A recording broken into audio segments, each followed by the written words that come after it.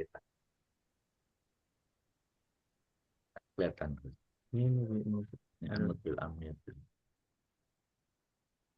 Ya, sudah jam 1. Kita mulai saja. Bismillahirrahmanirrahim. Assalamualaikum warahmatullahi wabarakatuh. Waalaikumsalam. Innal hamdalillah nahmadu wa nasta'inuhu wa nastaghfiruh wa na'udzu billahi min shururi anfusina wa min sayyiati a'malina. May yahdihillahu fala mudhillalah wa may yudlil fala hadiyalah. Asyhadu an la ilaha illallah wa asyhadu anna Muhammadan abduhu wa rasuluh la nabiyya ba'da.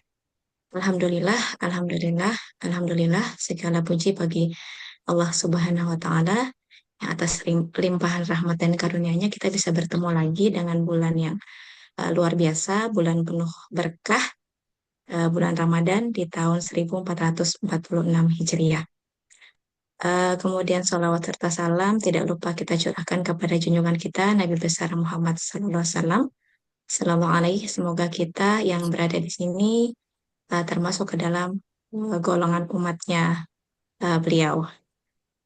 Nah, alhamdulillah hari ini kita bisa bertemu dalam kondisi tatap maya dalam kajian Ramadan yang mungkin ditunggu-tunggu oleh sebagian dari kita. Apa nih kajian Ramadan gitu ya, untuk uh, saling berkumpul, saling membahas tentang puasa gitu ya, membahas kajian-kajian terkait Ramadan yang harapannya mudah-mudahan dengan adanya kajian ini jadi menambah wawasan kita, menambah semangat kita, menambah pengetahuan kita, dan mudah-mudahan menambah keimanan kita juga. Amin, amin, amin ya robbal alamin. Eh, untuk kajian Ramadan ini, sebagaimana disampaikan melalui otuk oleh Bu Isya, bahwa insya Allah kita akan rutin kajian online di hari Kamis jam 1 sampai setengah 3 dengan Ustadz yang berbeda dan tema yang berbeda juga. Jadi diharapkan nanti teman-teman seperti tadi ya, sudah mulai masuk dari 12.50 ya, dari 12.50. Nah, untuk tema kali ini Alhamdulillah Ustadz sudah membersamai kita dari jam berapa Ustadz?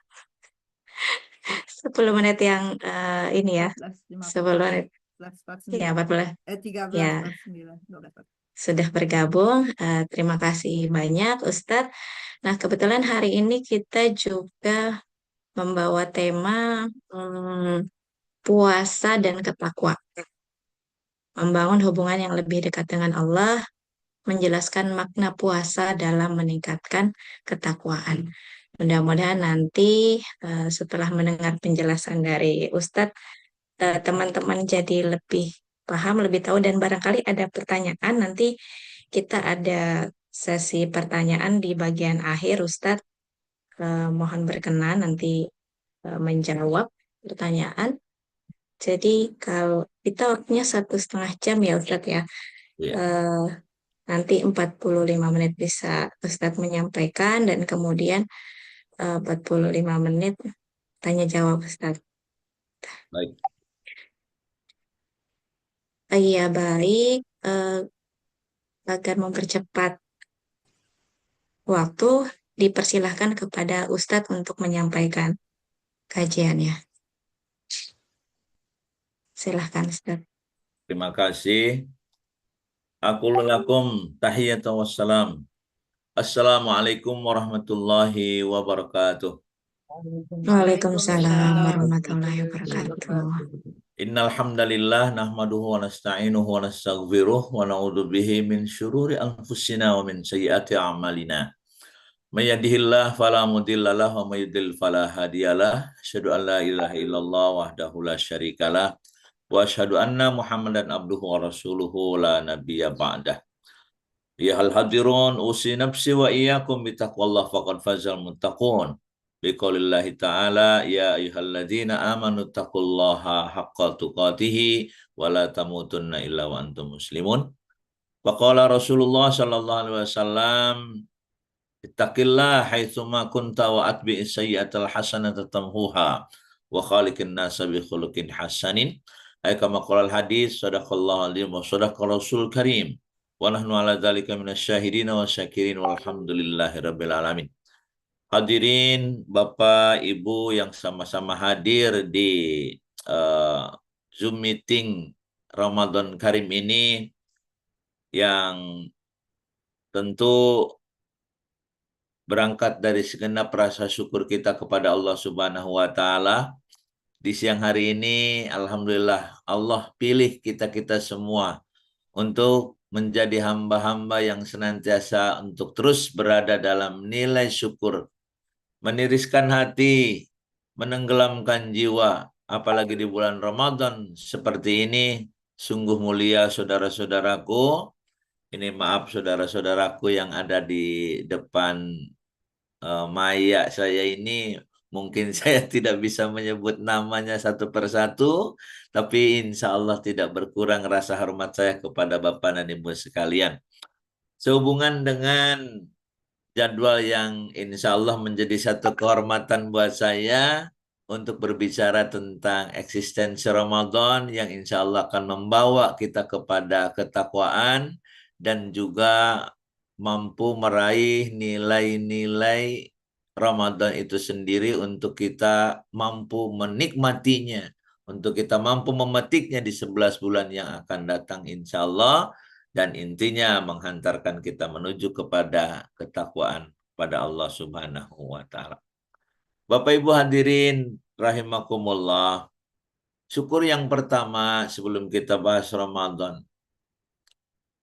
Jika saja kata syukur mungkin belum terukur, kata hamdalah juga belum menyasar di hati kita, minimalnya Bapak Ibu, lisan kita akan serta-merta mengucapkan terima kasih Allah.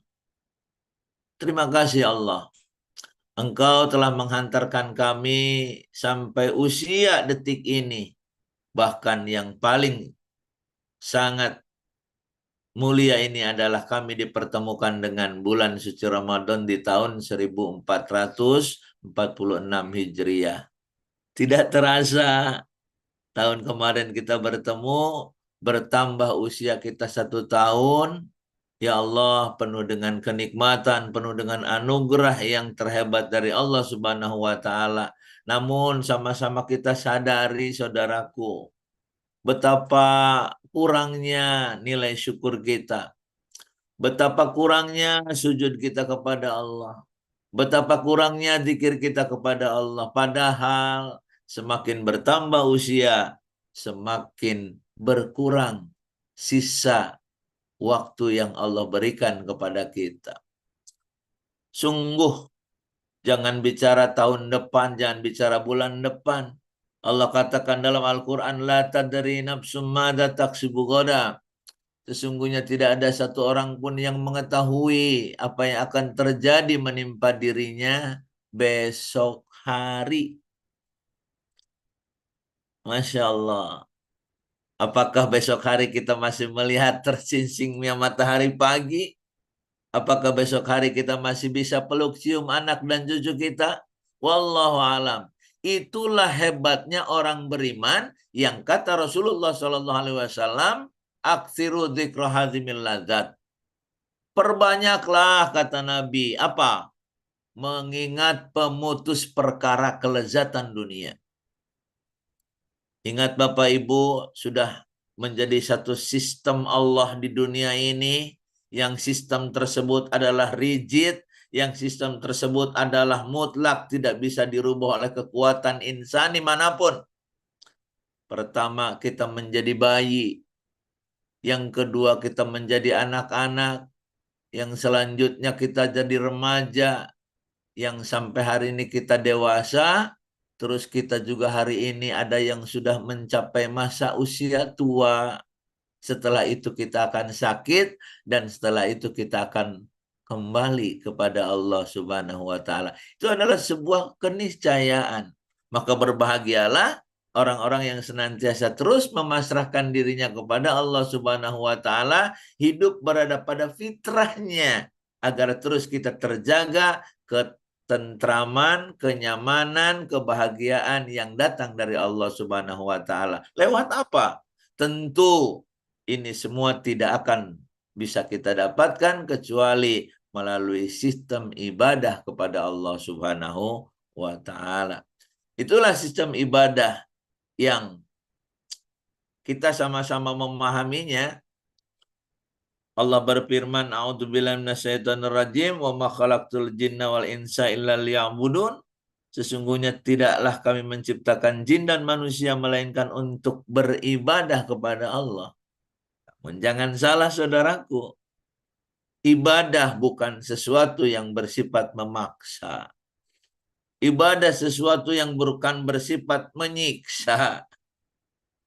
Tapi benar-benar ibadah adalah sebuah jalan yang diinginkan oleh Allah agar kita terus berada pada fitrah kita sebagai hamba Allah. Lebih dari itu, fitrah kita menjadi orang-orang yang beriman. Wa ma yashkur fa inna ma yashkuru li nafsih. Wa man kafara fa innallaha ghaniyyun hamid. Yang terjemah bebasnya adalah barang siapa yang bersyukur kepada Allah, barang siapa yang mau beribadah kepada Allah, Allah enggak untung. Wa man kafara fa innallaha ghaniyyun hamid. Barang siapa yang ingin berbuat dosa, ingin terus hidupnya di dunia memanjakan selera, membabi buta, menghantarkan hawa nafsu, berbuat maksiat, apa Allah rugi? Tentu tidak. Semuanya akan kembali kepada kita semua, dan sekecil apapun perbuatan baik akan didapati oleh kita sebagai balasannya, dan sekecil apapun perbuatan dosa akan ada dampaknya kepada kita semua. Itulah hidup. Dan dengan orang-orang beriman penuh dengan keyakinan bahwa hanya hidup berada pada sistem ibadah, itulah dia akan mampu merasakan taste-nya hidup, merasakan taste-nya kebahagiaan. Sampai saya sering mengatakan di mimbar, di majelis talim, di mana-mana, bahwa orang-orang beriman, orang-orang bertakwa, orang-orang yang dapat ridha Allah Subhanahu wa taala, ini jujur saja Bapak Ibu, bagi mereka jangankan kaya rayanya, miskinnya indah. Bagi mereka-mereka yang beriman dan mendapat ridha Allah Subhanahu wa taala, jangankan sehatnya, sakitnya bahagia. Apalagi mereka meyakini apa yang disabdakan oleh Rasulullah SAW ketika Allah Subhanahu wa taala memberikan ujian penyakit kepada orang-orang yang beriman. Apa kata Rasulullah? Satu erangan rasa sakit, maka satu dosa gugur, rontok. Bagaikan apa? Bagaikan daun-daun di musim kemarau. Duh, Bapak Ibu hadirin rahimakumullah. Maka orang beriman begitu yakin terhadap apa yang menjadi ketetapan Allah Subhanahu wa taala.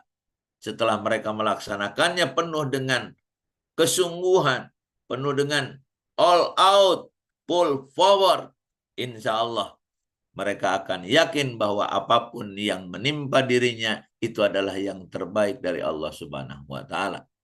Itulah orang beriman, sangat meyakini bahwa kebaikan yang datang dari Allah tidak harus berupa kebaikan juga di mata manusia.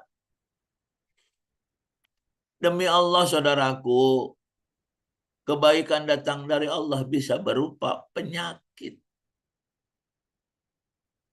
Kebaikan datang dari Allah bisa berupa ujian. Kebaikan datang dari Allah bisa berupa kehilangan. Kebaikan datang dari Allah bisa berupa kekecewaan. Karena ternyata ukuran kebaikan Allah itu adalah standarnya alam jagat raya. Kenapa alam jagat raya? Di sini Bapak Ibu saya punya analogi cantik ini. Jika seorang anak, Bu, Bapak sekalian, meminta kepada orang tuanya, tentu mintanya sesuai selera dong. Tentu kebaikan di sini adalah ukuran selera dong. Lalu ketika anak meminta kepada orang tuanya, dikasih atau tidaknya sama orang tua, timbangannya apa?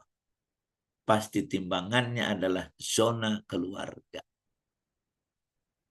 Begitu juga jika ada seorang yang meminta kepada Pak Camat contoh, dikasih atau tidaknya timbangannya kecamatan. Jika ada orang minta kepada gubernur, dikasih atau tidaknya timbangannya wilayah gubernur. Jika kita minta kepada ketua PBB, timbangannya adalah internasional. Dan ingat saudaraku, jika kita minta kepada Allah, apa timbangannya? Alam jagat raya. Maka wajar kalau kebaikan demi kebaikan yang kita minta, lalu bertolak belakang, kontradiksi dari apa yang diberikan Allah Subhanahu wa taala, maka orang beriman akan tetap yakin bahwa itu adalah yang terbaik. Ini sebuah intisari keimanan untuk agar tetap orang-orang beriman selalu tersenyum, selalu bahagia, sungguh pun dia berada dalam ujian dari Allah Subhanahu wa taala. Ada, sebelum kita membahas pokok tentang Ramadan nih, ini masih prolog ya, masih pembukaan. Ada 4 tindakan Allah, ya, 4 tindakan Allah terhadap amalan-amalan manusia. Yang pertama, kita urut dari bawah dulu ya. Kalau ada orang yang banyak dosanya, kalau ada orang yang tidak mau beribadah, kalau ada orang yang tidak mau berbuat baik, tidak pernah ingat kepada Tuhannya, tapi dia tetap berada dalam kejayaan, tapi tetap dia berada dalam kemewahan, tapi dia tetap berada dalam gelimang harta. Bapak Ibu, jangan-jangan itu adalah istidraj. Apa istidraj itu? Istidraj itu adalah sesuatu yang diberikan oleh Allah Subhanahu wa taala agar orang tersebut terus tertutup hatinya, tidak hadir dalam dirinya kesadaran akan perbuatan salah, akan dosa, sehingga dia tidak berkesempatan lagi untuk memperbaiki dirinya. Itu istidraj. Meningkat tindakan Allah kepada tingkatan yang berikutnya, ada orang yang berbuat dosa, ada orang yang berbuat salah, lalu langsung ditegur oleh Allah Subhanahu wa taala. Itu harus berterima kasih. Contohnya, orang berbuat dosa ketahuan. Orang korupsi ketahuan. Itu harus berterima kasih kepada Allah. Artinya apa? Keburukan ketika langsung dibalas dengan keburukan, sebetulnya itu adalah rahmat. Itu artinya Allah sayang sama kita. Ketika kita makan terlalu banyak, makan apa ya contohnya? Makan durian, makan pete, makan lemak-lemak, langsung ditegur oleh Allah Subhanahu wa taala dengan rasa sakit lutut, rasa sakit pinggang, rasa sakit punuk, rasa sakit kepala. Allah, terima kasih. Ini adalah teguran dari Engkau. Sebab apa? Sebab masih ada di bawahku yang tidak pernah mendapat kasih sayang Allah ketika mereka berbuat salah, ketika mereka berbuat dosa, tidak ditegur oleh Allah. Mending ditegur apa mending dibiarin? Masya Allah. Mending ditegur. Itu tandanya Allah masih sayang. Meningkat kepada apa? Meningkat kepada teguran Allah, tindakan Allah yang ketiga, yaitu orang berbuat kebaikan dibalas dengan kebaikan. Ini sih baik-baik aja. Alhamdulillah. Orang yang baik akan mendapat sikap baik dari orang-orang sekitarnya. Orang-orang dermawan akan mendapat sambutan baik dari orang-orang sekitarnya. Kan gitu ya. Dan itu logis dan itu wajar. Gitu. Orang yang ramah akan banyak temannya. Orang yang isu ibadah kepada Allah, yang sering sujud kepada Allah akan diberi kenyamanan dalam hatinya. Kan gitu. Itu hal yang biasa. Dan itu adalah satu keniscayaan. Dengan penuh keyakinan bahwa man sanna sunnatan hasanatan falahu asyru amsalihha. Contohnya, barang siapa yang berbuat kebaikan maka dia akan lipat gandakan dengan 10 kali lipat, 70 kali lipat, bahkan 700 kali lipat. Bahkan di dalam Al-Quran ada adha'afa mudha'afa, lipatan-kelipatan yang tidak terhingga. Itulah bentuk kasih sayang Allah. Jadi diurut kembali, dirunut kembali dari bawah, ada orang berbuat dosa tapi dibiarkan biar numpuk dosanya. Yang selanjutnya ada orang berbuat dosa ditegur oleh Allah Subhanahu wa taala, itu masih mending. Yang ketingkatan ketiga adalah orang yang berbuat baik tapi dibalas oleh Allah dengan kebaikan juga, dan itu terima kasih kepada Allah. Ternyata ada juga saudara yang paling puncaknya, yang paling ke puncak keempatnya ini adalah ketika ada orang berbuat kebaikan tapi Allah tetap masih diberi oleh Allah ujian, tidak langsung diberi kebaikan. Contohnya apa? Contohnya kebaikan dibalas dengan pengkhianatan, kejujuran dibalas dengan kebohongan. Contoh. Ini saya datangkan contoh ya. Nabiullah alaihi salam, Nabi Ayub.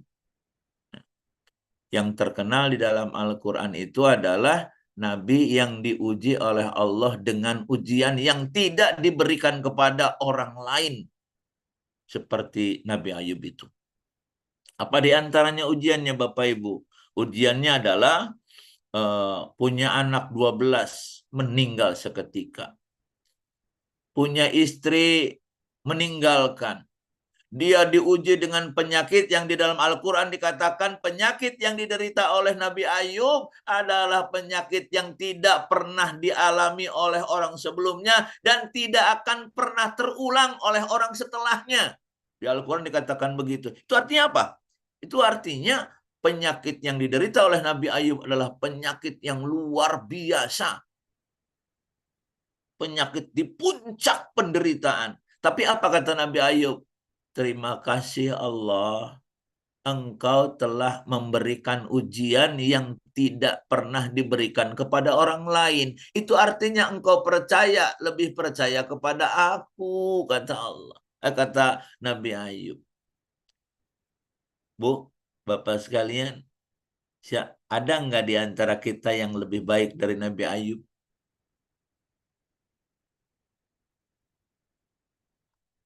Nggak ada kan? Pasti Nabi Ayub lebih baik dari kita. Kalau Nabi Ayubnya biasa-biasa saja, dia akan mengatakan begini, Allah salah apa aku? Sampai aku mendapatkan penderitaan seperti ini. Tapi Nabi Ayub tidak demikian. Terima kasih Allah. Dulu engkau anugerahkan anak-anakku, sekarang engkau ambil. Betapa ringannya tugas aku karena anak-anakku sudah engkau ambil. Terima kasih ya Allah, engkau memberikan ujian yang paling pahit yang tidak diberikan kepada orang lain. Itu artinya engkau lebih percaya kepada aku. Itulah Bapak hadirin sekalian, ada 4 tindakan Allah terhadap berbentuk amalan-amalan manusia. Ternyata ada dalam puncaknya adalah ketika kita berbuat kebaikan, ada orang yang dibiarkan oleh Allah Subhanahu wa taala tidak mendapatkan kebaikan tapi terus mendapatkan ujian disebabkan Allah ingin terus-menerus mengangkat derajatnya setinggi-tingginya, dan dia adalah pilihan-pilihan Allah Subhanahu wa taala. Berbeda dengan yang paling bawah tadi, itu orang yang mendapatkan istidraj, itu adalah orang-orang yang dibiarkan oleh Allah terus berada dalam gelimang dosa, bahkan tidak ada kepahitan, tidak ada ujian, tidak ada ketidaksenangan, semuanya bahagia, dan itulah ternyata memang hal yang paling kita takutkan. Bisa saja kita sedang dipilih Allah untuk menjadi hamba-hamba yang senantiasa mendapat kasih sayangnya dan mendapat rahmat. Apalagi dipertemukan dengan bulan suci Ramadan di tahun ini. Kan kemarin kita bertemu kan, tahun kemarin. Ternyata kan ada teman-teman kita, ada saudara-saudara kita yang tidak bertemu lagi dengan bulan Ramadan tahun ini. Ini mohon maaf, mohon maaf. Siapa tahu di antara kita ada yang tidak bertemu lagi dengan Ramadan di tahun yang akan datang. Wallahu a'lam. Karena apa? Karena memang Allah menentukan ajal seorang dan la yastakhiruna sa'atan wa la yastaqdimun.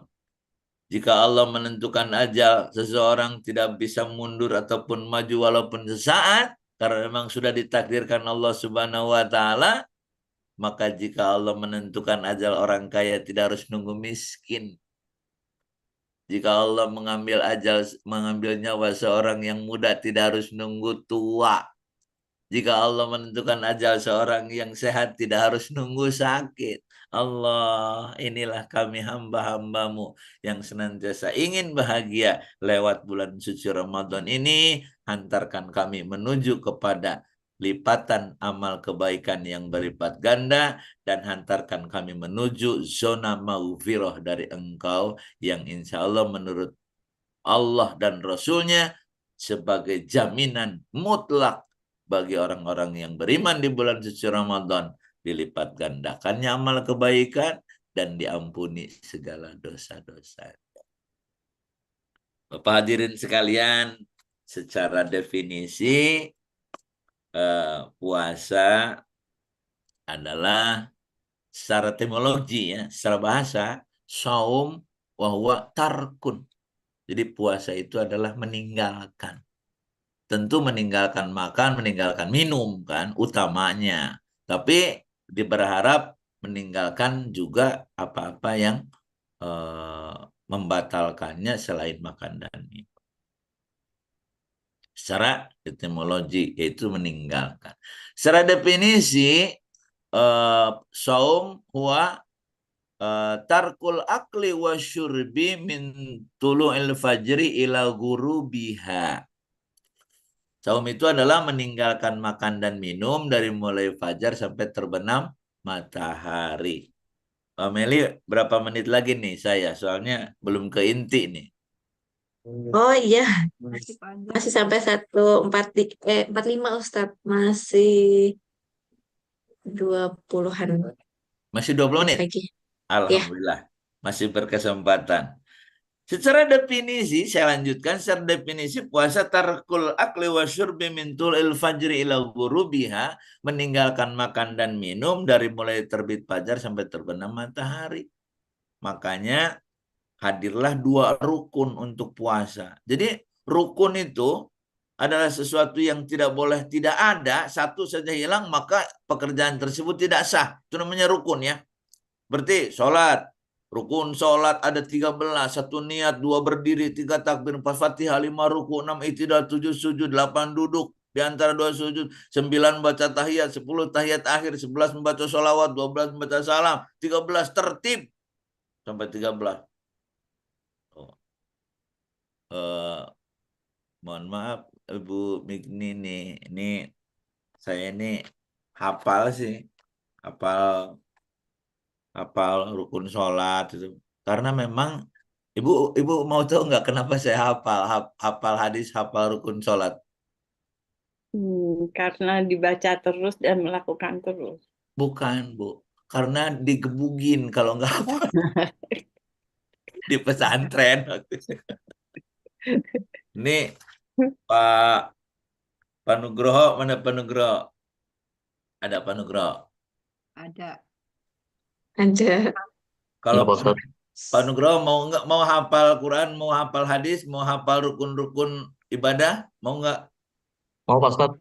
Digebukin dulu. Mohon maaf bercanda ya.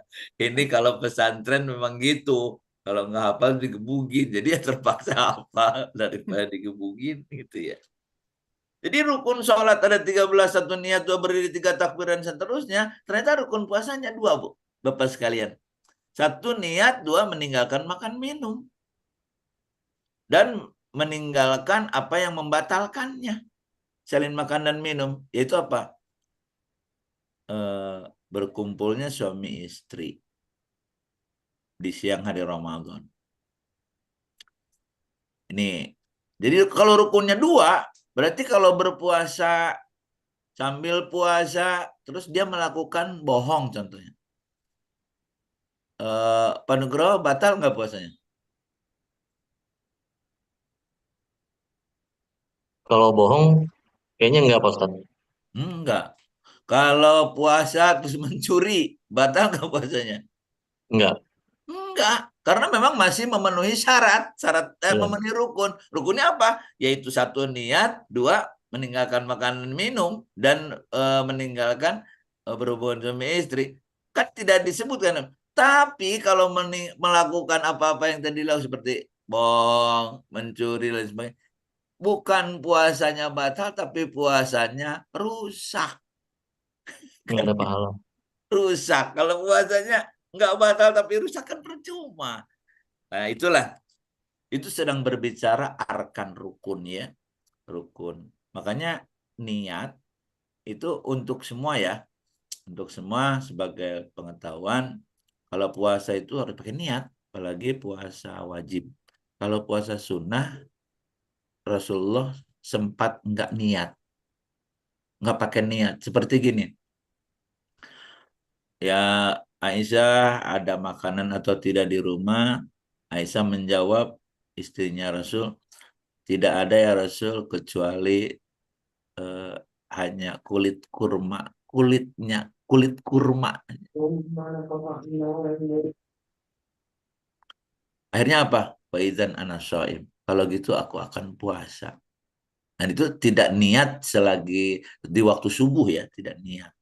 Tapi kalau puasa wajib, niat itu harus, yang dimana orang-orang menyebutkan, melafalkannya dengan nawaitu shauma ghadin an adzai fardhi syahri ramadhana hadisanati lillahi ta'ala, itu ya. Itu diucapkan boleh di malam hari, bukan diucapkan, diniatkan dalam hati, diucapkan juga boleh, itu di malam hari. Ada juga para ulama yang membolehkan kita untuk berniat puasa setelah makan sahur. Setiap makan sahur diniatkan. Karena apa? Karena berkeyakinan bahwa an-niyatu muqtaranan bi fi'lihi, bahwa niat itu harus berdampingan dengan pekerjaannya. Ternyata ada juga ulama yang membolehkan satu pendapat di mana kita 1 kali niat untuk 1 bulan. Tuh, diringankan, ada dasarnya. Tuh, jadi pentingnya niat dalam puasa. Ternyata saya belok dulu ini. Kalau berbicara masalah rukun, ternyata agama kita juga ada rukunnya. Rukun agama. Para ulama dunia mengatakan bahwa yang 3 ini adalah rukun agama. Apa itu? Yang pertama syariat. Yang kedua thariqah atau tarikat. Dan yang ketiga adalah haqiqah atau hakikat. Syariat, tarikat, hakikat. Nanti semua ibadah dalam Islam akan mengacu kepada tiga zona, 3 perspektif. Perspektif syariat, perspektif tarikat, dan perspektif syariat. Itulah kenapa Pak Ustadz Ari Ginanjar menamainya dengan intellectual quotient, emotional quotient, dan spiritual quotient. Sebetulnya ini menjadi rukun agama. Hilang saja 1 agama kita rusak. Syariat, tarikat, hakikat. Intellectual quotient, emotional quotient, dan spiritual quotient. Ada sih ma'rifat di ujungnya, transcendental quotient namanya. Ada sih yang di bawah intelektual, apa? Material quotient. Coba sebutkan, Bu Meli. Ada 5 berarti itu. Dari dasar. Supaya Dari dasar yang material itu, material quotient quotient, terus meningkat. intelektual Intellectual quotient, quotient. emotional quotient, Emosional. spiritual quotient, Spiritual. Dan puncaknya adalah Apa tadi? Transendental. Transcendental. Nanti boleh dibuka ya. Dia itu apa yang dimaksud dengan transendensi itu? Marifat. Marifat itu artinya puncaknya. Jadi kalau material quotient itu orang penyembah berhala. Jadi kalau ada orang yang membabi buta hidupnya, tidak mau agama, tidak mau kebaikan, tidak mau apa, yang penting mau makan, yang penting aku kumpul, hartaku banyak, yang penting aku punya anak, yang penting punya istri cantik, yang penting punya mobil mewah. Itu sebetulnya menurut Al-Quran itu adalah ya'budunal asnam, mereka penyembah berhala. Kalau saja penyembah berhala ini meningkat satu tingkat saja, ada intellectual quotient, di mana dia, oh ternyata hidup itu harus sholat. Oh ternyata hidup itu harus puasa. Ini enggak, penyembah berhala. Maaf ya, penyembah berhala itu bukan di depan saya ada berhala, ada patung dari batu, terus saya gini-gini, terus ngasih makanan apa gitu kepada, bukan. Penyembah berhala hari ini adalah menuhankan materi. Luar biasa. Nah, mari kita lihat puasa atau saum di intellectual quotient. Setelah kita mendengar dengan telinga, setelah kita berpikir bahwa puasa itu penting, setelah kita mengetahui bahwa ilmu puasa itu ada pada kita, bahkan kita tahu karena kita orangnya waras, karena kita orangnya diberi akal oleh Allah, datang ke telinga kita bahwa puasa itu adalah wajib dari Allah Subhanahu wa taala, maka dia akan melaksanakannya. Sungguh pun melaksanakannya masih di taraf intellectual quotient. Artinya apa? Ya udah, aku tidak makan, aku tidak minum. Walaupun dilaksanakan secara terpaksa, apalagi kadang-kadang dia sekedar menggugurkan kewajiban. Itu orang awam namanya. Ya. Sholatnya juga gitu. Ya, yang penting aku sholat. Caranya aku mengikuti orang lain. Aku kadang hafal, kadang tidak bacaannya, tapi sama sekali tidak mengetahui artinya. Tapi aku rajin karena memang aku takut kepada Allah, karena aku ingin surga, karena aku takut neraka. Dan ini udah bagus. Makanya sholat juga itu ada 3 tingkatan. Yang pertama hafizun, orang-orang yang menjaga sholatnya walaupun mungkin hanya ikut-ikutan, tapi dia luar biasa. Tanpa ilmu yang banyak pun dia melaksanakannya, nggak mengerti artinya, tapi dia menjaga sholatnya. Ternyata di tingkat berikutnya, di tingkat emotional quotient-nya itu adalah orang-orang khasyi'un. Orang-orang yang khusyuk dalam sholatnya. Terlibat emosinya. Kenapa terlibat emosinya? Sama seperti puasa kita nih, terlibat emosi kita kan. Sungguh pun kita benar-benar dalam melaksanakan puasa ini, di emotional quotient ini, benar-benar melaksanakannya penuh dengan penderitaan wajar. Wajar Bapak dan Ibu, perut kita ngelih. Kalau kata orang Jawa, perut kita, ya Allah, ini lapar. Ya Allah, ini tenggorokan aku haus. Tapi aku tidak ngambil tindakan pelanggaran. Apalagi langsung buka kulkas minum es kelapa muda. Pak Irwansyah, es kelapa muda paling enak diminum jam berapa? Sekarang Ustadz. Nah, tahu kan? Jam rawan.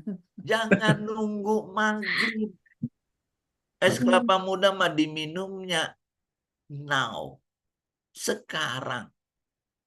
Kalau nunggu maghrib, buktikan aja. Kagak enak. Sekarang minum. Tapi kenapa kita tidak melakukannya? Iman, saudara.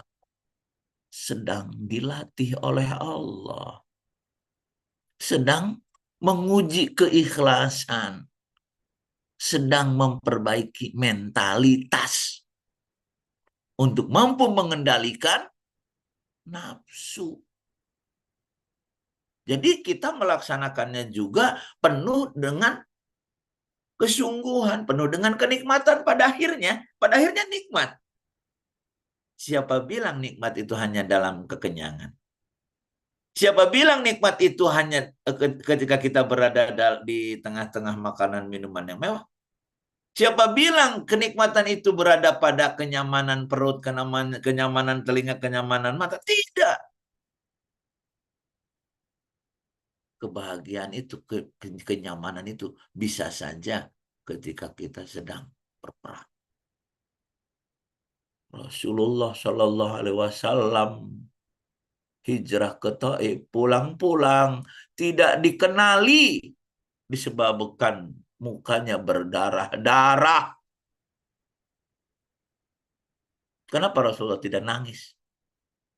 Kenapa Rasulullah tidak meratapi? Kenapa tidak menyambut apa yang diinginkan oleh malaikat Jibril? Wahai Muhammad, apa yang kau inginkan dari tindakan mereka? Aku akan usulkan kepada Allah agar mereka mendapat siksaan di balik buminya atau apa. Silakan apa yang kau mau. Lah. Allahumma di qaumi innahum la ya'lamun. Enggak, aku tidak ingin apa-apa. Aku ingin agar mereka nanti suatu saat mendapat hidayah disebabkan sekarang mereka enggak tahu. Ternyata sikap itulah yang mampu mereda rasa sakitnya. Bonyoknya wajah Rasulullah, dilempari batu, dilempari tai unta. Coba kalau mentalitas kita. Jangankan bonyok wajahnya kayak gitu. Dirasani tetangga saja, kita sakit hatinya bukan main. Cemen. Tahu cemen nggak? Baru dikatain orang aja udah panik. Baru dihina orang. Sesungguhnya orang-orang yang beriman yang punya Allah adalah orang yang tidak pernah takut dihina, dan idealnya orang yang tidak takut dihina adalah orang yang tidak mau dipuji. Kalau ada orang yang tidak mau dipuji, itu pasti dia tidak takut dihina, bro. Kalau ada orang yang tidak takut dihina, itu pasti orangnya tidak ingin dipuji. Dan inilah pribadi-pribadi yang ketika melaksanakan puasa, dia merasakan, ia lapar, ia haus, tapi dia tetap dalam kenikmatan. Tidak mengambil pelarian. Ayo, Pak Irwansyah, apa pelarian puasa? Supaya tidak lapar, tidak apa? Ya, makan minum Ustaz. Bukan makan minum udah pasti membatalkan. Ini pelariannya. Pasti Pak Irwansyah main HP kan? Nah. Tidur Pak Ustaz. Tidur. Ada orang puasa nih. Di zona intelektual dia mengetahui bahwa puasa itu wajib, terus dia pernah dan tahu ya akan kebaikan dan sebagainya. Di zona pelaksanaannya, di zona emosional quotient-nya, dia mampu melaksanakannya secara sungguh-sungguh dan penuh dengan keyakinan, penuh dengan kenikmatan walaupun itu dalam ketidaknyamanan, dan dia tahan dalam hal itu tidak mencari pelarian dengan cara apa? Dari subuh, sesudah sholat subuh tidur. Bangun-bangun sholat zuhur. Setelah sholat zuhur, apalagi? Tidur lagi. Setelah zuhur, asar, tidur lagi maghrib. Iya, sah puasanya. Tapi secara emotional quotient, dia tidak mendapatkan apa-apa. Bahkan tempaan-tempaan jiwa itu justru malah hilang. Nah, baru nanti setelah kita mampu melaksanakan di emotional quotient-nya, di spiritual quotient-nya, ataupun di spiritualnya, di hakikatnya, dia memetik hasil. Ya Allah, mudah-mudahan dari buah sujudku aku mendapatkan kebaikan. Bukan hanya di sono, di akhirat. Di sono mau udah pasti tidak bakal pernah hilang. Itu khazanah kita. Itu bank kita. Itu tabungan kita. Dan ternyata memang Islam adalah sebuah konsep, bukan hanya mensurgakan akhirat, sebelum mensurgakan akhirat, terlebih dahulu mensurgakan dunia. Subhanallah. Inilah pribadi-pribadi yang sedang merasakan taste-nya surga dunia, seperti kita. Bukan mereka-mereka yang sedang berpesta pora di glamornya dunia, tapi lupa kepada Tuhannya, bukan. Demi Allah, mereka adalah orang-orang yang sedang membabi buta. Demi Allah, mereka adalah orang-orang yang punya mentalitas penjudi, punya mentalitas pemabuk. Apa? Tidak mau berhadapan dengan kenyataan. Mentalitas penjudi, mentalitas pemabuk itu. Kalau kita terima semua dengan penuh keyakinan bahwa apapun yang datang dari Allah itu pasti yang terbaik. Itulah diantaranya hasil dari saum kita, puasa kita. Minimalnya apa? Kita bisa jujur.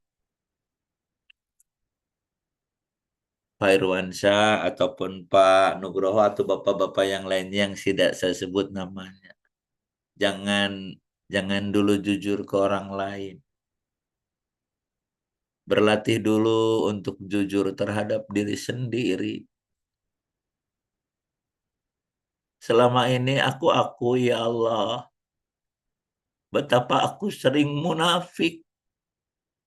Jangankan berbohong ke orang lain, ke diri pun aku bohongin.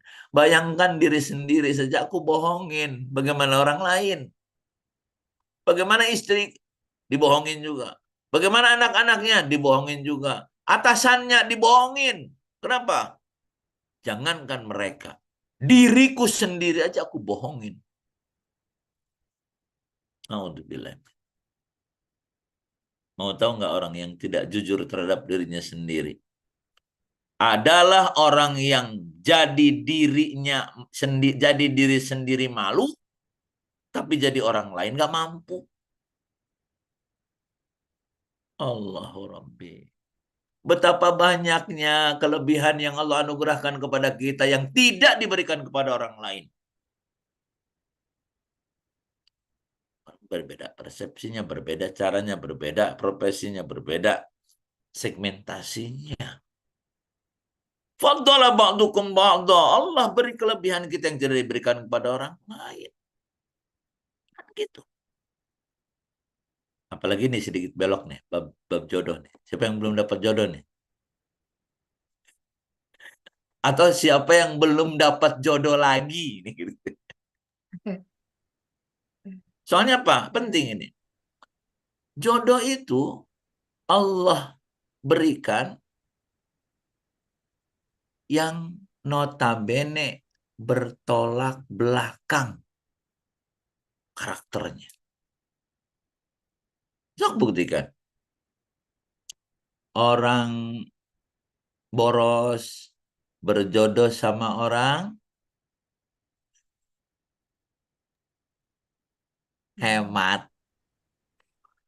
Orang nyap-nyap tuh, nggak kata orang Betawi, nyap-nyap tuh banyak ngomong. Berjodoh sama orang yang Diam. Diam. pendiam. Orang yang temperamental, mudah marah, suka berjodoh sama orang sabar. Itu memang kenyataan karena memang Allah ingin agar dua-duanya saling mengisi. Dengan berangkat dari sebuah keyakinan bahwa siapapun manusia di muka bumi ini, maaf, setolol, sedongo, sebodoh, sedihina apapun tetap punya kelebihan Allah berikan. Ada orang habis operasi dari kecil, mohon maaf nih ya, bicara fisik tapi tidak menuduh kepada seseorang. Kepalanya setengah bonyok dari lahir. Udah nggak tumbuh rambut, di sini rambutnya. Kenapa? Sampai besar waktu remaja, kemana-mana dia selalu bawa sisir.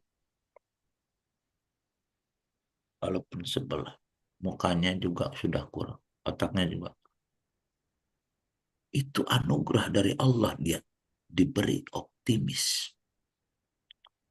Saya sambil natap dia, sambil penuh dengan percaya diri dia, apa namanya, bahkan maaf ya, di ilmu godain cewek yang cantik ngomong jelek.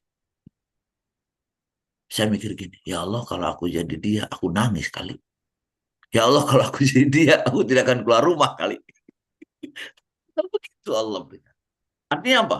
Nilai optimisme, nilai keyakinan diri, self confidence, itu semuanya masing-masing punya. Dan itu ditumbuhkan oleh keimanan, ditumbuhkan oleh konsep al-Islam.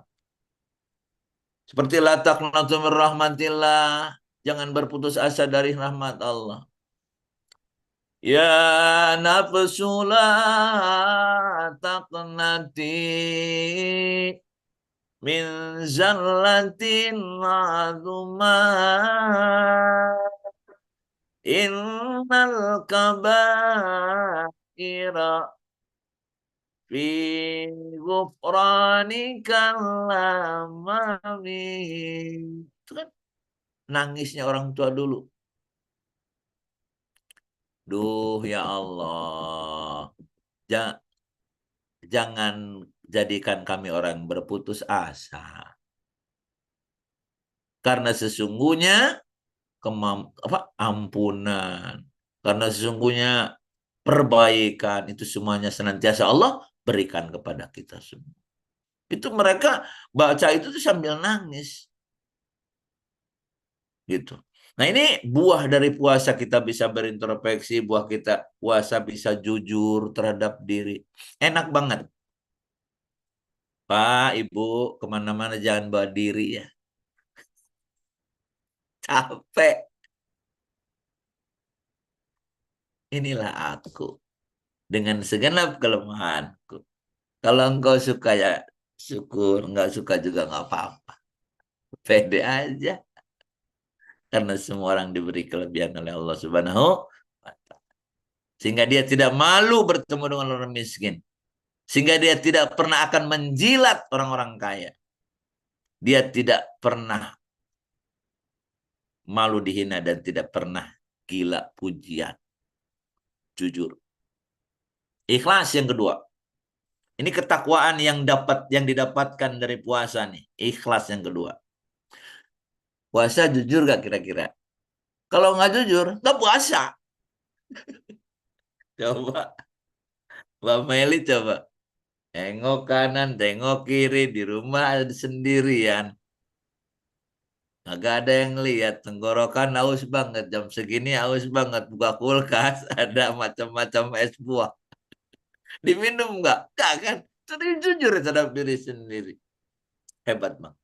Yang kedua, menghadirkan keikhlasan. Duh, Bapak Ibu sekalian, betapa indahnya hidup ikhlas di dalam ridha Allah. Karena ternyata memang puasa memaksa kita untuk menjadi orang ikhlas. Nih, dari 5 rukun Islam. 1 syahadat, 2 sholat, 3 zakat, 4 puasa, 5 naik haji. Mana yang paling ikhlas? Puasa. Buktikan. Syahadat harus masih perlu saksi. Sholat masih ketahuan Ibu Migni. Kan gitu ya. Zakat masih ingin diumumkan. Haji tidak puas kalau tidak mengundang orang sekampung.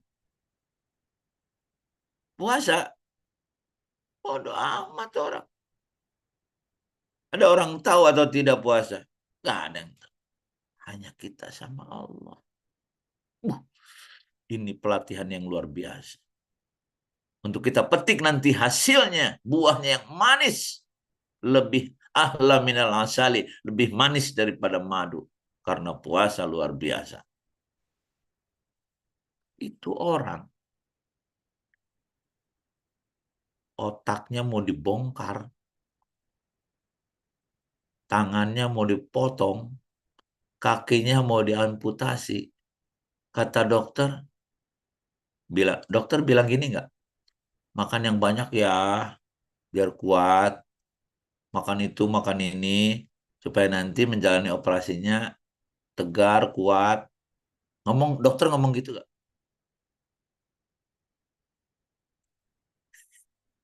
Justru dokter ngomongnya gitu. Puasa lo.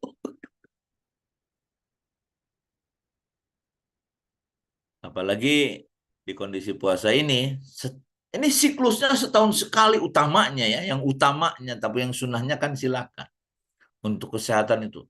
Itu semua yang tidak ada yang tidak penting dalam tubuh digerogoti ketika kita lapar, ketika kita haus. Silakan buktikan. Benar apa kata Nabi? Sumu tasihhu. Berpuasalah. Niscaya engkau sehat. Ternyata sehatnya puasa. Tidak seperti orang kafir puasa. Orang kafir juga puasa loh. Karena untuk kesehatan. Cuma mereka cuma mendapatkan kesehatan jasmani. Orang beriman mendapatkan kesehatan yang dua. Kesehatan jasmani dan kesehatan rohani. Karena orang yang berpuasa setelah Ramadan nanti 1 Syawal, kayaumin waladathu ummuh, bagaikan bayi yang baru dilahirkan, dia tidak akan mengotorinya lagi dengan apa? Dengan perbuatan dosa. Bersih seterusnya. Sampai dipanggil Allah. Mudah-mudahan kita tidak mengotorinya lagi. Karena jangankan dosa besar, dosa kecil pun terlampau berat untuk kita pertanggungjawabkan di hadapan Allah, di pengadilan Allah Subhanahu wa Ta'ala. Itulah Bapak Ibu sekalian, hantaran puasa menuju kepada ketakwaan, jujur, ikhlas. Dan ternyata yang terakhir, minimalnya 3 adalah semoga kita termasuk hamba-hamba yang bersabar. Suamiku sabar banget, istriku sabar banget, anak-anakku sabar banget, orang-orang beriman sabar. Nggak usah dirinci, nggak usah didefinisi. Sabar itu semuanya tahu, pasti keindahan. Tidak lagi ada amarah, tidak ada lagi kedengkian, tidak ada lagi membabi buta, tidak ada lagi. Semuanya sabar. As-sabru kasibri murun fi madaqatihi walakinna awaqibahu ahla minal asali. Kata Imam Syafi'i, sesungguhnya sabar itu pahit bagaikan jadam, akan tetapi manisnya melebihi manisnya madu. Buah dari puasa kita mudah-mudahan menghantar kita menuju puncak kebaikan. Puncak kebaikan itu apa? Takwa. Kebaikan dalam perspektif alam, kebaikan dalam perspektif manusia, kebaikan dalam perspektif Allah Subhanahu wa Ta'ala. Jangan perbaikan perspektif diri, jangan. Kalau ngukur segala sesuatu dengan diri pasti salah. Itu orang Bekasi berantem. Orang kan Bekasi banjir ya Bu. Semoga mereka bersabar, semoga mereka tabah, semoga cepat disurutkan. Orang Bekasi bertengkar. Kata yang pendek, banjir sepuser. Kata yang tinggi, banjir selutut. Dia berantem dua-duanya. Ibu, Bapak sekalian, siapa yang salah?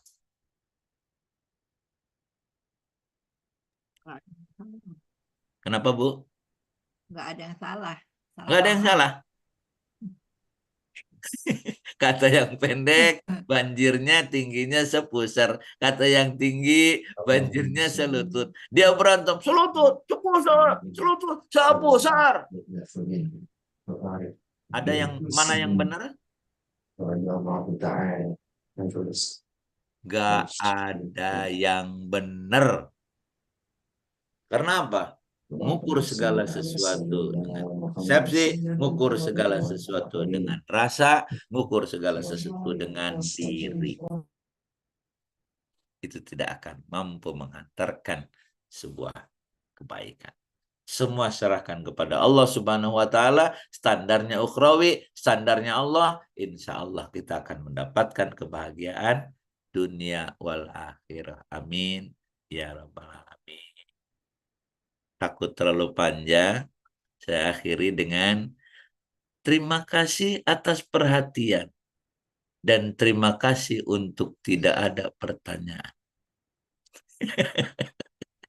Enggak, bukan berarti nggak boleh bertanya. Saya berterima kasih kalau tidak ada pertanyaan, kan benar. Itu artinya apa yang saya sampaikan ini bisa dipahami. Kalau tidak dipahami ya wajib ditanya. Tafadhol, silakan Bapak Ibu, kita berdialog dari hati ke hati yang tujuannya mencari ridha Allah Subhanahu wa taala, insyaallah. Sementara saya tutup dulu dengan hamdalah alhamdulillahirabbil alamin.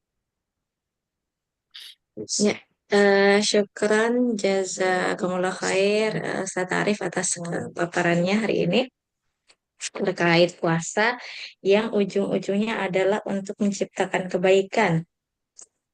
Yang kebaikan itu bukan cuma sekecamatan atau senegara gitu, tapi selangit dan bumi gitu ya dari Allah, yaitu bentuknya adalah ketakwaan. Ya, baik. Ustaz ada pertanyaan? Boleh, silakan. Ada pertanyaan, Ustadz selama puasa, sebentar saya baca lagi redaksinya. Selama puasa, sebisa mungkin tidak melakukan sesuatu yang bisa merusak puasa. Nah,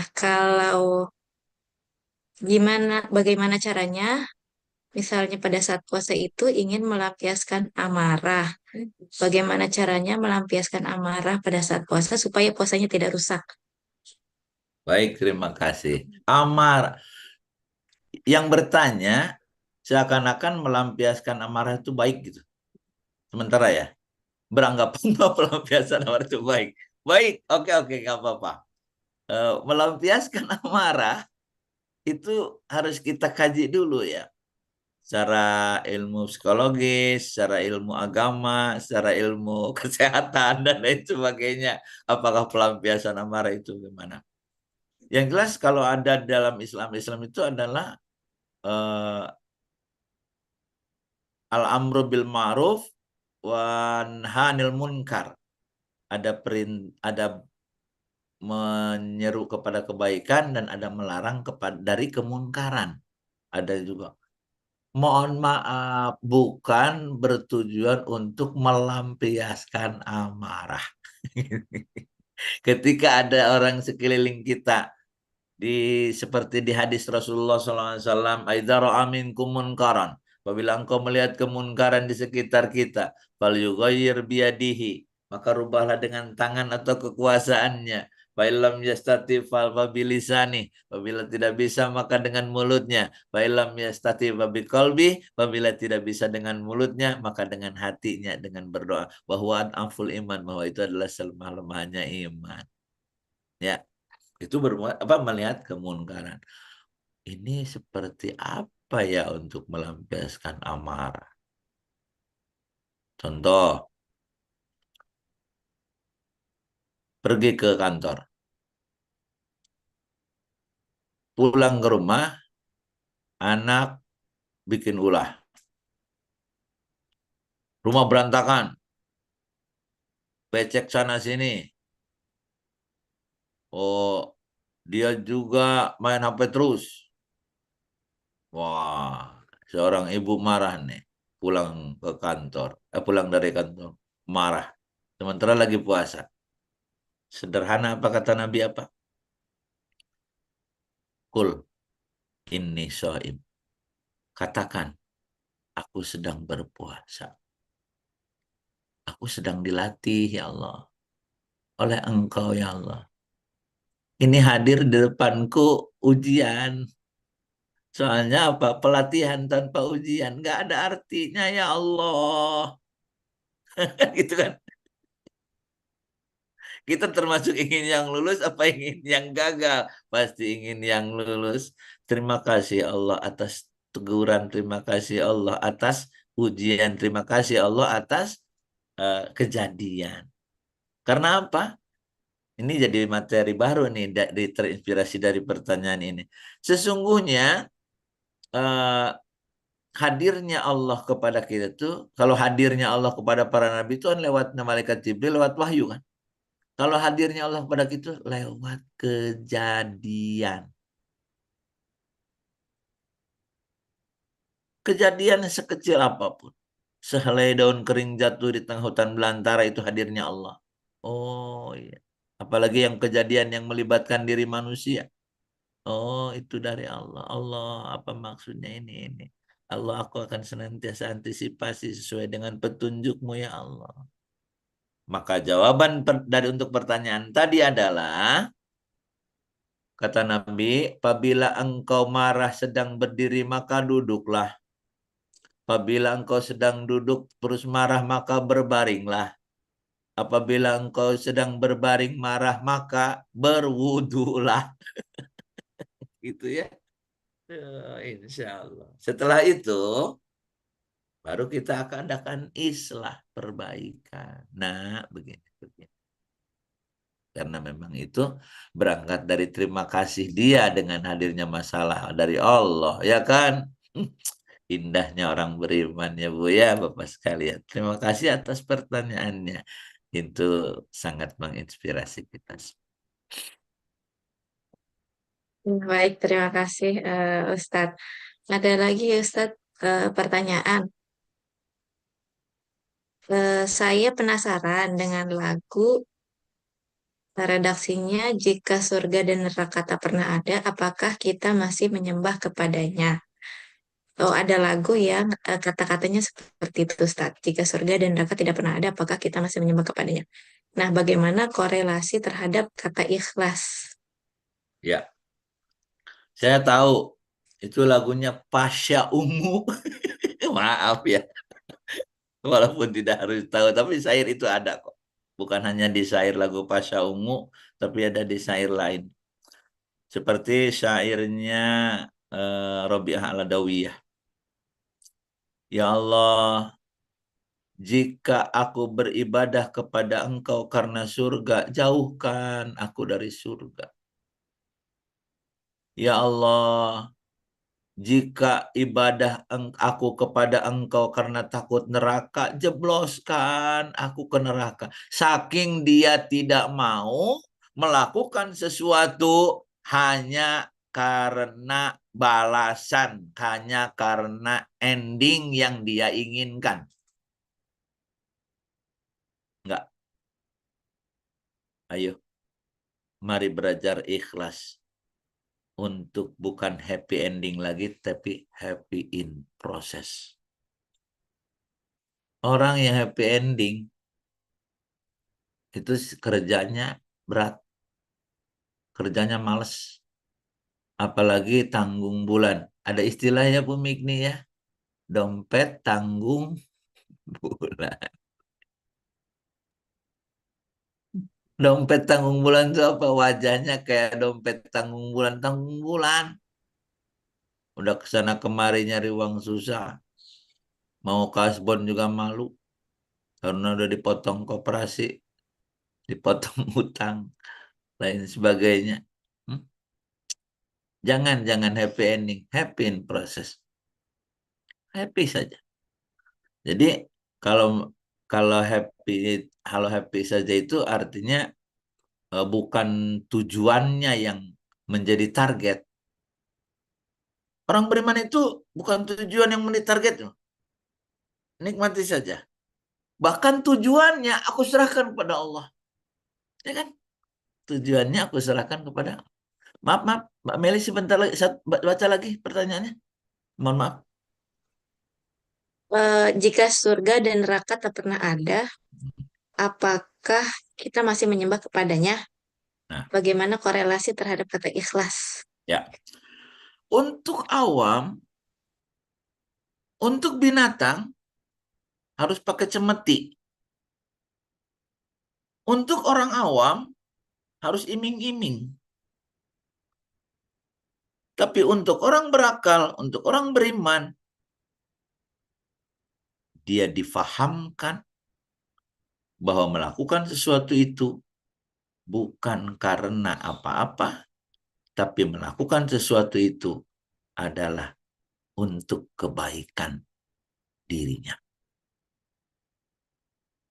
Ini sangat bagus, ini pertanyaan yang luar biasa. Tahu nggak, pernah nggak berpikir gerakan sholat?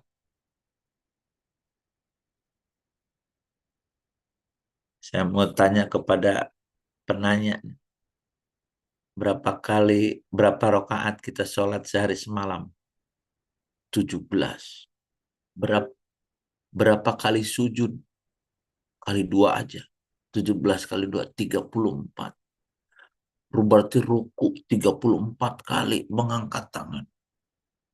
Ibu, bapak sekalian, saya pernah punya teman non-muslim. Secara pengetahuan sudah mapan Islamnya. Secara keyakinan sudah yakin. Setelah membaca 2 kalimat syahadat di hadapan saya, dia nangis. Kenapa? Bukan nangis tobat, bukan nangis syukur, bukan nangis apa. Ketika sholat dia tidak bisa nekuk lutut. Aduh, kenapa? Gua nggak pernah begini duduk ke saya selama hidup. Ternyata sholat saja itu sebuah pelatihan, itu sebuah kebutuhan. Ibadah-ibadah semuanya adalah sebuah kebutuhan bagi orang-orang yang beriman. Maka timbullah pertanyaan tadi. Jika surga dan neraka itu ada, apakah aku akan tetap sholat? Apakah aku akan tetap berbuat kebaikan? Apakah aku akan tetap... Nah, itulah nilai kesempurnaan Islam, nilai kesempurnaan agama Allah, satu sama lain saling mendukung, ya surga ya ada, neraka ya ada, juga kita harus difahamkan dengan ilmu, dengan pemahaman, dengan tafhim, dengan maksimal dan sebagainya. Untuk apa? Untuk demi ketika kita melakukannya penuh dengan kebahagiaan. Bukan karena apa-apa, tapi karena Allah saja, dan itu adalah kebaikan. Terima kasih. Ya, baik, terima kasih Ustadz Arif. Ada pertanyaan selanjutnya nih Ustadz. Eh, apa saja tanda-tanda puasa kita diterima oleh Allah? Ya, Eh sih. sebelum sebelum tanda-tanda puasa diterima, saya mau tanya dulu kepada penanya, apa tanda-tanda orang berpuasa? Nggak ada ya?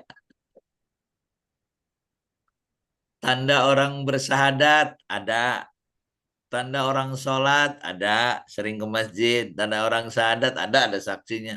Tanda orang berhaji ada, pecinya putih. Tanda orang eh, berzakat, berdermawan ada, temannya banyak. Tanda orang berpuasa apa? Bibirnya kering gitu? Iya. Enggak. Jalannya sempoyongan kayak Pak Irwansyah gitu? Enggak. Dibikin sempoyongan depan bininya. Maaf ini canda ya. Jadi kalau dari segi fisik, puasa itu enggak ada tandanya. Karena memang itu adalah antara kita dengan Allah saja. Duh, hebat. Makanya kayak apa puasa kita? Yang tahu 2 orang. Bukan 2 orang, yang tahu 2. Satu Allah, 2 Kita diri sendiri ya. kita sendiri. Nah, seperti apa hasilnya? Jawabnya sama. Jawabnya sama. Allah dan diri kita sendiri. Adapun dampaknya ya kepada diri, kepada selain diri itu pasti ada dampaknya. Segala sesuatu kalau ada aksi pasti ada reaksi. Itu sudah sistemik, rigid, inner beauty, inner protokoler, automatically itu sistemik. Artinya apa? Pasti kebaikan, pasti ketakwaan, pasti ketunduk hatian, pasti kesalehan, pasti kelapang dadaan, pasti dia sudah bersih dari lapisan-lapisan yang menutupi hatinya.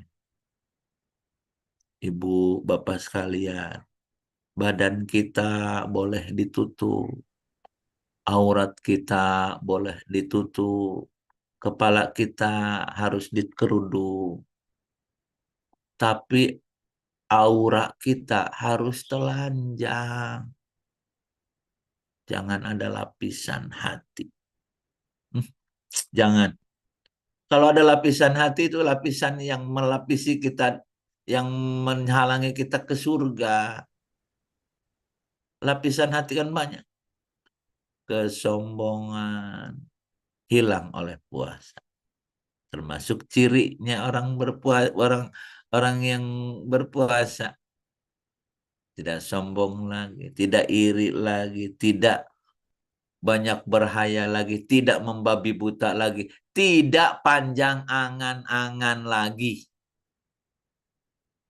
Semuanya berjalan running water system bagaikan air mengalir. Nikmat, menelusuri ridha Allah tanpa adanya hambatan, tanpa adanya kekangan. Akan tercermin pribadi-pribadi orang-orang beriman, orang-orang yang bertakwa, tentu pasti akan tercermin akhlak-akhlak yang tercantum dalam Al-Quran maupun Al-Hadis. Di antaranya mungkin yang saya ungkapkan tadi yang 3 itu adalah pokoknya jujur, ikhlas, sabar. Ya, adapun realisasinya pasti banyak. Hanya dirinya dan Allah nanti kualitas puasanya seperti apa, hasilnya seperti apa. Mudah-mudahan nanti dampak baiknya itu akan. Soalnya apa? Apalagi kita yang rumah tangga, yang sendirian saja itu pasti berinteraksi dengan temannya, berinteraksi dengan ayah ibunya, berinteraksi dengan saudaranya. Apalagi yang udah rumah tangga, berinteraksi dengan suami istrinya, berinteraksi dengan anak-anaknya. Kalau kita berinteraksinya itu dari aura ke aura negatif, dari aura keburukan, sayang nantinya anak-anak kita juga nanti jadi buruk. Makanya keluarkan aura positif aja. Jadi orang baik aja. Gak bakal kecewa kok. Allah nggak buta. Supaya apa? Supaya anak-anak kita baik. Supaya lingkungan kita baik. Supaya keluarga kita baik. Jadikan kami Allah hamba-hamba yang senantiasa apa? Senantiasa memetik hasil keikhlasan. Buah dari puasa kita insya Allah. Terima kasih. Penanya berikutnya sangat luar biasa. Barangkali ada, silakan. Syukran Ustadz. Eh, ada 2 pertanyaan nih agak mirip. Jadi saya izin satukan agak sedikit keluar tema Ustadz. Ini terkait sedekah. Jadi yang pertanyaan pertama itu, sedekah kepada saudara dekat lebih prioritas daripada sedekah ke orang lain. Apabila pemberian sedekah ini malah menjadikan si saudara itu malah sering meminta atau mengharap, bagaimana menyikapinya Ustadz. Satu lagi terkait sedekah, masih tentang sedekah. Saya sering membaca bahwa jika kita mempunyai banyak masalah akan terselesaikan dengan banyak bersedekah. Bagaimana cara agar kita tetap istiqomah untuk melakukan anjuran tersebut dengan ikhlas? Karena sering dalam hati merasa bahwa sudah banyak bersedekah, tapi kok permasalahan yang dihadapi seperti tidak selesai-selesai. Oke. Ya, itu sedekah. Baik. Bab sedekah tentu kalau kita simpulkan dari pertanyaan tadi, bagaimana realisasinya, bagaimana teknisnya, dan bagaimana dampaknya. Itu inti antaranya. Perlu diketahui bersama oleh kita semua bahwa dalam Islam pengorbanan itu tidak keluar dari tiga bahasa pokok: zakat, infak, sodakoh. Disingkat menjadi ZIS. ZIS. Zakat, infak, sodakoh. Itu semua ibadah. Ibadah pasti semua ada panduannya. Kalau tidak mengikuti panduan, maka nanti pasti akan ada akan ada kejanggalan. Harus mengikuti aturan-aturan. Aturan Allah dan Rasul. Zakat, kenapa disebut zakat? Karena memang tujuannya mensucikan diri dan mensucikan harta. Sodako, infak dulu ya. Infak, kenapa infak disebutnya infak? Kalau zakat sama infak disamain, ya nggak sama, orang menyebutnya aja nggak sama kok. Ini zakat, ini infak. Sama nggak nasi sama batu? Kayak itu contohnya. Nasi ya NASI, batu ya BATU, kan itu kan dari katanya jadi beda, apalagi tujuannya, apalagi maknanya, secara fisiknya udah. Nah sekarang zakat, zakat, tazkiyah itu artinya mensucikan diri dan mensucikan harta. Baik ada kebutuhan atau tidak keluar.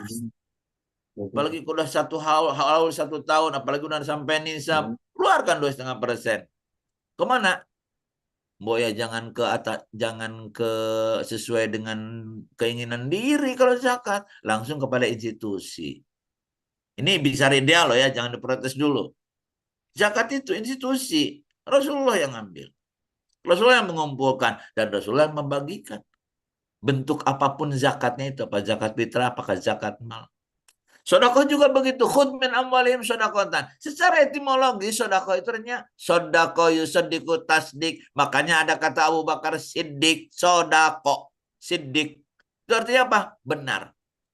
Berarti orang yang membenarkan ajaran Muhammad, orang yang membenarkan ajaran Allah, dia berkorban pasti. Nah, berkorban untuk membuktikan bahwa kita membenarkan ajaran Rasulullah, pengorbanan. Seperti Abu Bakar, hanya tinggal tikar dan bantal. Seperti Umar bin Khattab mensodakohkan kebun anggur dan kebun kurmanya.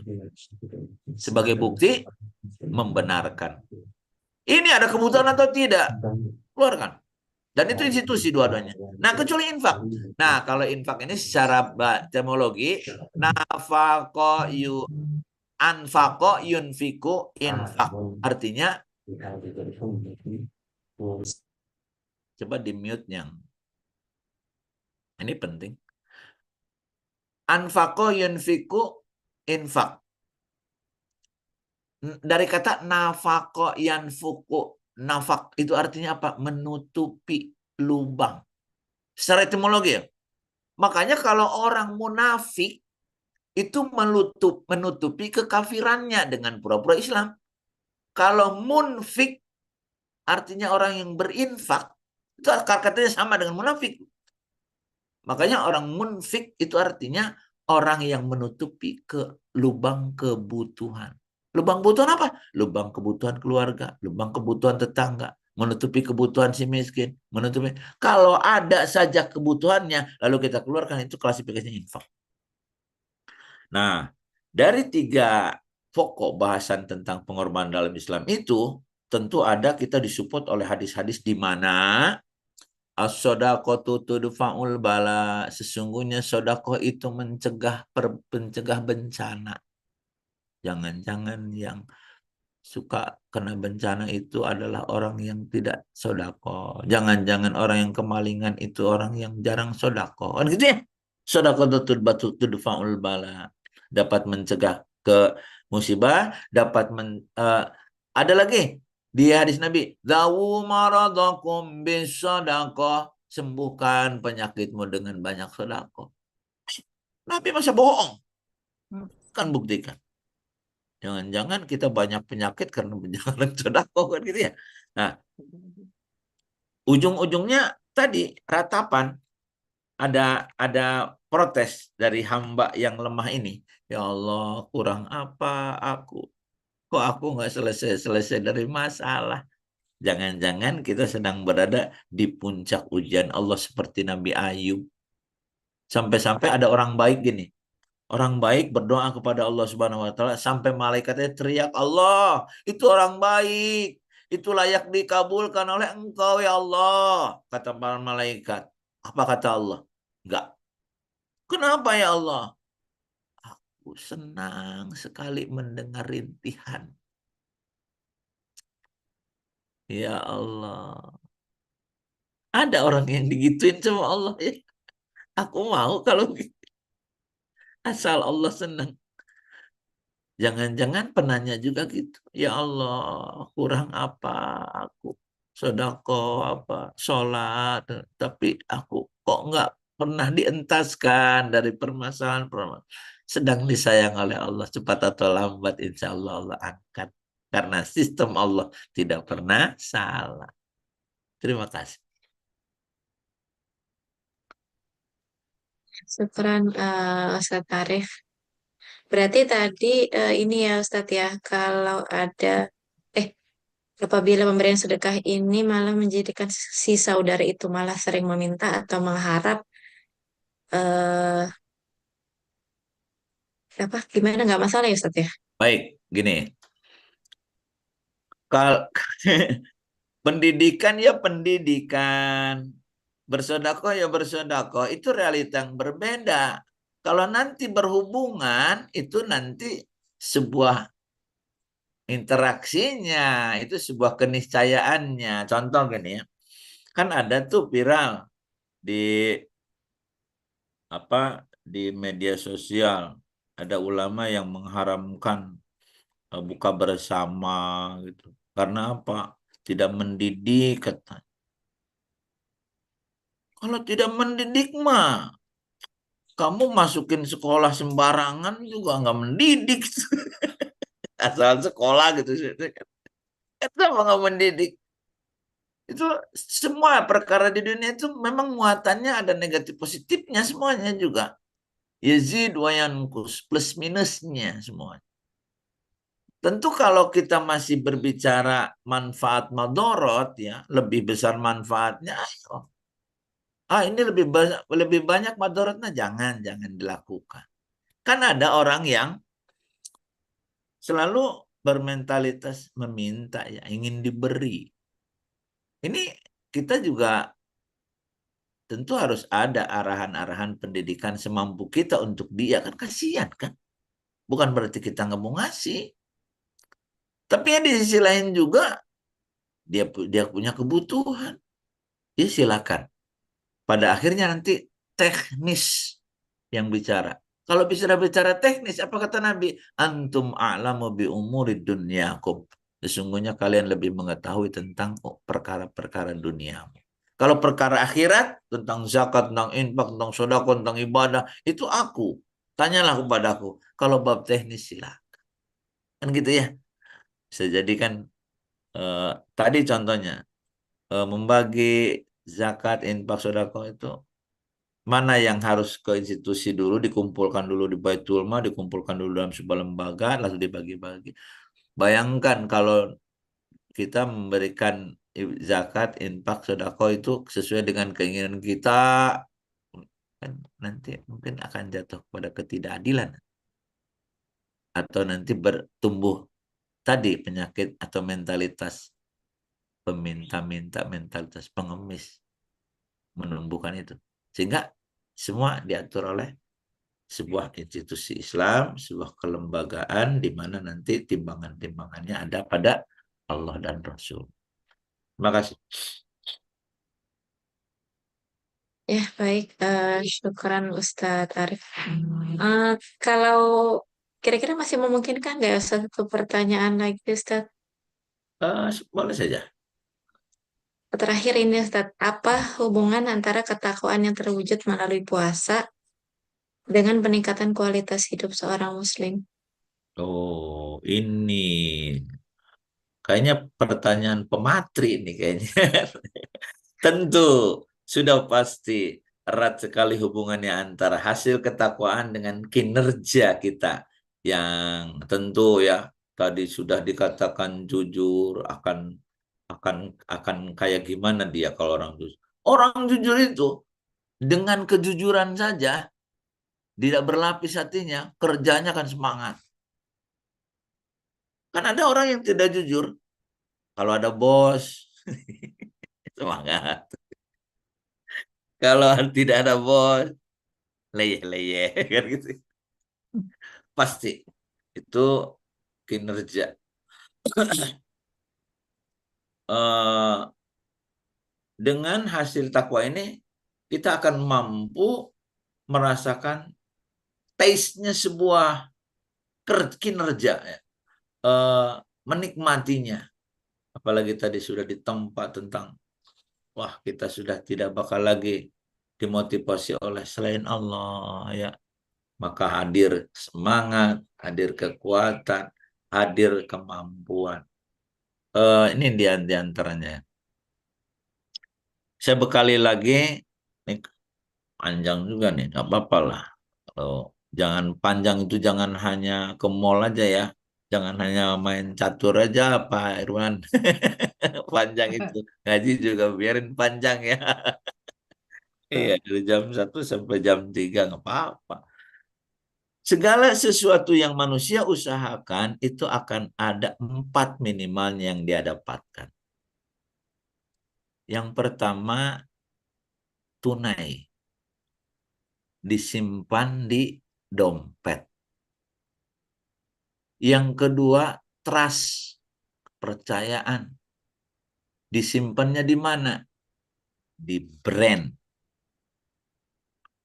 Meli. Kalau dengar kata Meli, oh ini brand itu namanya. Trust. Orang berbuat akan mendapatkan yang ketiga. Apa? Self-confidence. Orang yang berbuat pasti percaya diri. Berbeda dengan orang yang belum berbuat. Orang yang sudah berbuat. Ada empiris. Ada percaya diri akhirnya. Jadi kerjanya bagus. Yang keempat itu ketenangan batin. Nah, kalau tadi percaya diri itu empiris, itu disimpannya di mana? Di karakter ya. Ada kekuatan ekstra dalam kerjanya. Kalau sudah sering terlatih kerja. Terbiasa. Tapi ternyata ada yang kelima yang manusia lupa. Itu apa? Dia akan mendapatkan value. Kalau orang Islam menyebutnya pahala. Pahala. Apa orang luar nyebutnya? Value. Ingat 5 ini? Uang, tunai, disimpan di dompet. Jangan disimpan di hati nih. Uang kok disimpan di hati. Kalau hilang nanti kegores hatinya. Simpan di dompet aja. Ada trust, disimpan di brand. Ada kepercayaan diri, disimpannya di karakter. Di sini ada ketenangan, disimpannya di hati. Ternyata yang di sini terakhir adalah ada value pahala. Disimpannya di mana? Di Allah. Ini belum di Allah nih. Yang 4 nih. Yang terakhir di Allah. Apa intinya? Kalau kita niatnya yang pertama hanya ingin dapat uang, demi Allah yang 4 nggak dapat. Tapi dibalik, ketika kita ingin pahala dari Allah saja, ketenangan jiwa dapat, percaya diri dapat, kepercayaan dari orang dapat, uang pun dapat. Itulah hebatnya sistem Allah. Itulah dampak baik dari ketakwaan. Luar biasa. Terima kasih. Mudah-mudahan ini pertanyaan terakhir. Karena memang segala sesuatu juga ada batasnya. Dan tidak ada kejadian di luar rencana Allah. Semuanya dalam takdir dan kudrat Allah Subhanahu wa ta'ala. Semoga kita terus berada dalam takdir Allah yang baik sehingga kita mendapatkan ridhonya. Amin ya rabbal alamin. Bapak Ibu semuanya yang tidak kami sebutkan satu persatu karena memang belum kenal, baik yang hadir ataupun yang tidak hadir, sampaikan juga kepada yang tidak hadir. Salam takzim, salam hormat dari kita semuanya. Semoga kita semua mendapat ridha Allah Subhanahu wa ta'ala. Amin ya rabbal alamin. Mudah-mudahan dipertemukan lagi di lain waktu dan kesempatan. Mari tutup dengan doa kafarah majlis. Subhanakallahumma bihamdik. Subhanakallahumma Wasyhadu an la ilaha illa la anta. ilaha illa anta astaghfiruka wa atubu ilaik. Wassalamualaikum warahmatullahi wabarakatuh. Waalaikumsalam. Waalaikumsalam warahmatullahi wabarakatuh. Ya, karena sudah ditutup oleh Ustadz langsung, jadi sampai jumpa lagi di kajian Ramadan berikutnya. Mudah-mudahan menambah wawasan, menambah semangat kerja kita, dan juga menambah, insya Allah menambah keimanan kita. Jazakumullah khairan katsira, Ustadz Arif Susanto.